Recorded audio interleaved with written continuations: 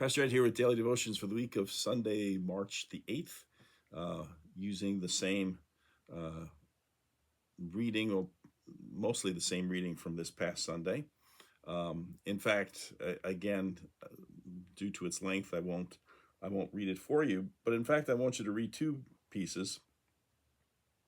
First, go back to John 13 and read 21 to 38, which really goes back to the week before and the foot washing and the identification of Judas as being the one who betrayed Jesus. But then also this past Sunday's reading from chapter 18 of John's Gospel, the first 27 verses. The following letter supposedly was discovered in an archaeological dig near Nazareth, and it goes as follows. To Jesus, owner and CEO of the Joseph and Son Carpenter Shop, Nazareth, from the Jordan Management Consultants, Jerusalem. Dear Sir, thank you for submitting the resumes of the 12 men that you've picked for management positions in your new organization.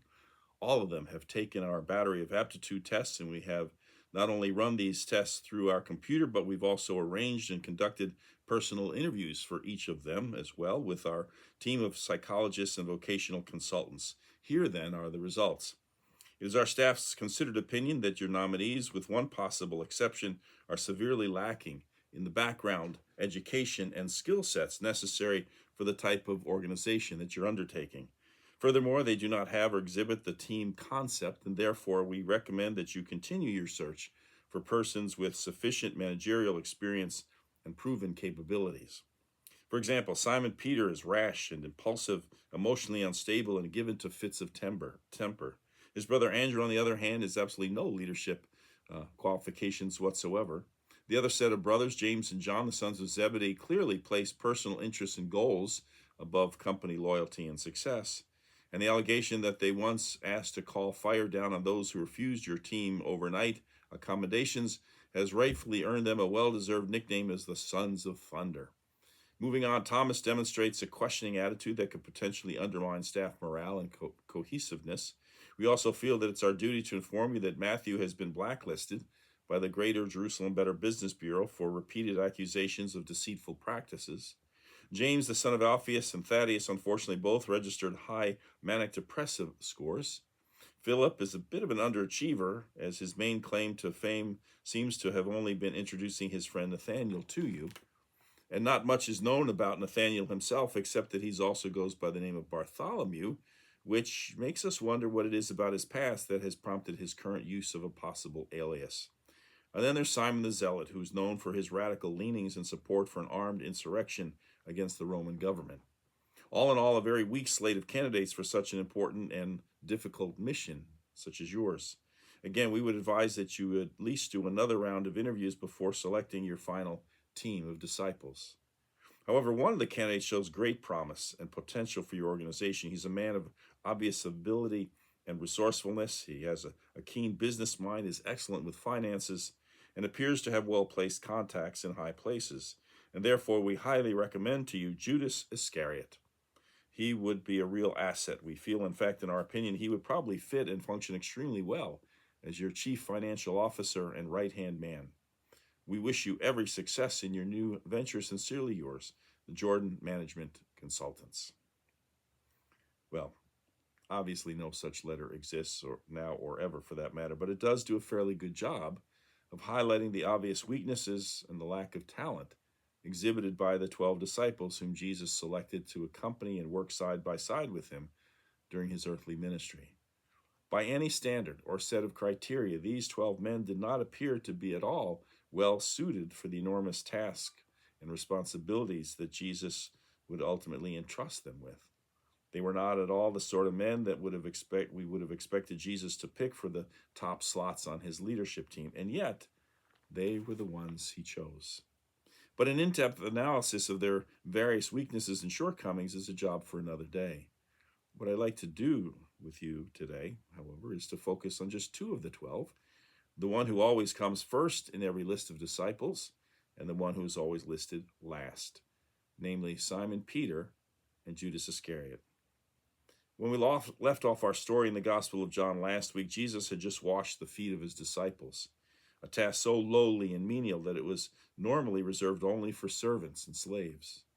In explaining this unprecedented action, Jesus informed the 12 that he was setting them an example that they should also do to one another. In other words, serve as he had done to them. Soon afterwards, as we heard, Jesus became troubled in spirit, says John, and announced that one of them would betray him. And the disciples were caught completely off guard by this, however, and they immediately began to look around inquisitively at one another. And Simon Peter then asked the disciple, the one whom Jesus loved, who was reclining next to Jesus, to inquire of him, "Lord, who is it?" And Jesus responded, "It's the one to whom I give this piece of bread when I have dipped it in the dish." I'm reminded here of how in that part of the world, even to this day, people still often eat by using bread to scoop up their food, often from a common bowl. In fact, years ago, when my wife Jeanette and my late mother-in-law took a trip to Chicago to visit Jeanette's brother and went to eat at an Ethiopian restaurant recommended by my internship pastor, her mom was completely put off by the whole experience. Not because of the food itself, mind you, but because there were no utensils provided to use in eating it, other than bread, that is. Again, the only option was to dip your bread into the bowl, and she was not at all happy about that.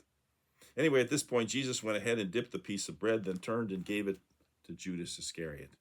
In other words, on one side of him at the meal was the aforementioned disciple whom Jesus loved, the one who asked Peter's question for him, and on the other side apparently was Judas. And since there's no mention that Jesus had to reach over the table or reach past the disciples who were sitting next to him on either side, the only logical conclusion, therefore, is that it was Judas himself who was sitting next to Jesus on his other side. A conclusion that would also seem to indicate that Judas must have occupied a position of some importance on Jesus' team as well. And this is even further demonstrated by what happened next. Jesus tells Judas, "Do quickly what you're going to do," which John explains the other disciples merely assumed, because Judas was the one who handled the group's money, i.e. the common purse, that Jesus was simply telling him to go buy what they needed for the festival, or that he should give something to the poor.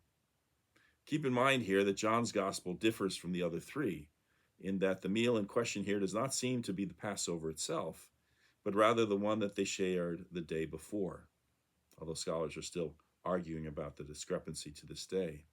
But for our purposes, one explanation is that they perhaps just naturally assumed that Jesus was telling to Judas to buy whatever they needed and to make ready for them to eat the Passover together the following evening. Of course, that's not at all what Jesus meant, however. Nevertheless, Judas took the piece of bread offered to him by Jesus and immediately left to put into action what he had already conspired to do, namely to betray Jesus, a decision and a moment which will live on in infamy. Like the name Benedict Arnold in American history, someone who's remembered to this day as a traitor, even though he was once a hero, the name of Judas will forever be remembered as a betrayer, as one who betrayed our Lord.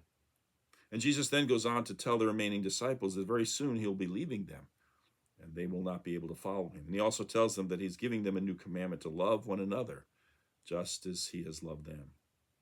And at this point, the focus in the story now shifts from Judas to Peter. And Peter, ever the rash, impulsive one, asks why he can't follow Jesus before immediately pledging his undying loyalty by declaring, "I'll lay down my life for you." To which Jesus responds with perhaps a tinge of sadness, "Very truly, I tell you, before the cock crows, you will have denied me 3 times. There you have it. Two disciples, arguably two of the most important ones, Judas and Peter. And yet before the evening is over, one will betray him, the other will deny him, not once, but 3 times. Now, you may be thinking to yourselves that Judas is never mentioned or thought of as being one of the more important disciples, and that's certainly true. But it may be more of how the early church came to feel about him after he betrayed Jesus. In other words, while they couldn't completely expunge his name from the records or make no mention of him at all in the Gospels, they clearly ignored and or minimized his role. For example, while they couldn't say that he didn't have responsibility for the group's finances, clearly an important job any way you look at it, they nevertheless could say that he was a thief who stole from the common purse, as John did when relating how Judas objected to Mary, the sister of Lazarus, who had been raised when she used that costly perfume to anoint Jesus' feet. Judas, you may recall, complained that the perfume could have been sold and the proceeds given to the poor, but as John tells us, Judas didn't care a lick about the poor, which is probably a reflection of the contempt they had come to have for him by the time that this gospel was written. Rather, says John, he was a thief who was skimming some of the money off the top for himself. We now move ahead in the action, as they say, and pick up the story once again in chapter 18. Chapters 14 through 17, just so you know, represent Jesus' so-called final discourse, that is his final message to his disciples and teachings. Well, after sharing this Last Supper together and then sharing these final thoughts with him, Jesus and the remaining 11 disciples go to a garden where they often met and which Judas knew about, of course. And while they're there, Judas shows up with a detachment of soldiers together with some police. And Jesus, knowing full well what's about to happen, steps forward, and when the soldiers say that they're looking for Jesus of Nazareth, he simply says, "I am he." And at this point, Judas disappears from our story, the deed done, his betrayal now complete. Shifting back once again, the rash and impulsive Peter springs into action, drawing his sword and cutting off the ear of the high priest's slave. Jesus, however, rebukes Peter, telling him to put his sword away, saying, "Am I not to drink the cup that the Father has given me?" And so with that, Jesus is arrested and taken away. And what follows next, over the next few hours, Jesus is first taken to Annas, the father-in-law of Caiaphas, who's the high priest that year, we're told. Peter follows with another disciple. The other disciple, who apparently was known to the high priest, gets himself and Peter through the gate into the courtyard of the high priest. And it's here where the woman who guarded the gate asks Peter, "You're not also one of the man's disciples, are you?" To which Peter responds, "I am not." And after Jesus was questioned, even struck by the police, Annas now sends him over to Caiaphas. And once again, Peter follows. And once again, he's asked, "You're not also one of his disciples, are you?" And once again, he denies it. "I'm not." Finally, one of the slaves of the high priest, the relative, as it turns out, of the man whose ear Peter had cut off, also questions him. "Did I not see you in the garden with him?" And again, Peter denied it. And at that moment, the cock crowed. And at that moment, Jesus' prophetic words had come true. "Before the cock crows, you will have denied me 3 times. Judas and Peter, arguably, certainly in Peter's case, 2 of Jesus' most important disciples. And yet, in this critical moment, this critical test of their loyalty and support even, they both fail him, utterly fail him, miserably fail him. Judas and Peter, a tale of 2 disciples, a story of betrayal and denial. Why, we ask? But there's no easy answers. The Bible is mostly silent on the why question for both of them, except in Judas's case to simply say that Satan or the devil had entered into him. Perhaps that's as good an answer as any. But that still hasn't stopped scholars and interpreters from speculating, however. Some say that Judas was becoming impatient and believed that Jesus needed to be more assertive, that is, to be that muscular military Messiah that King David had been and that everyone had been waiting so long to see. And so it is said perhaps Judas betrayed Jesus to force Jesus' hand and to make Jesus finally stand up and lead a revolt to free them from their Roman oppressors. Others say that perhaps Judas was upset over the money situation, but not because he was a thief, but rather because Jesus was too wasteful and irresponsible with it, like allowing a costly jar of perfume to be wasted on someone's feet, instead of using it for a far more worthwhile purpose, like feeding or caring for the poor. Still others wonder if, despite his talents and presumably important role within the group, that Judas resented the fact that the others, most notably Peter, perhaps James and John as well, were thought of more highly and given far more respect than he was. And finally, there are those who point out that his name, Judas Iscariot, is a reference perhaps to his hometown being in the town of Kerioth, which was located in Judea in the south, thus making him an outsider given the fact that all the others, including Jesus himself, hailed from Galilee in the north. And perhaps he simply grew frustrated as an outsider who never truly fit in. Obviously, we'll never know. Could have been any one of these reasons, perhaps some combination thereof, or even something else entirely. Whatever the reason, it led to tragic consequences, at least for Judas. And then we have Peter. While denying Jesus was not as bad as betraying him, perhaps it's still not a very good thing to do.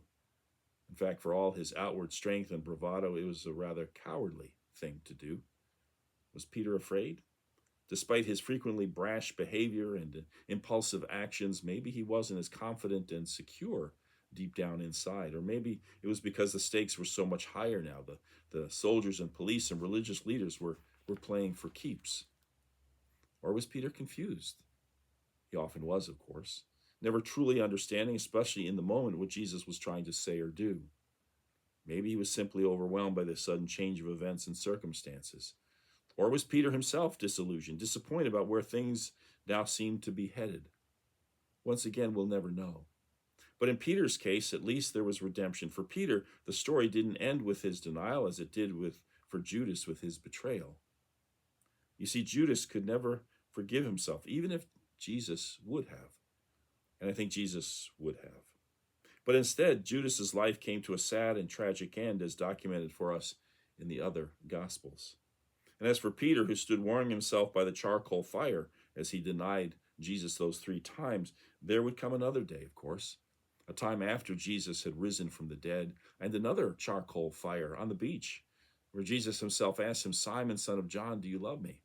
And where Peter answered not once, but 3 times, "Yes, Lord, you know that I love you." And that was the difference between Peter and Judas.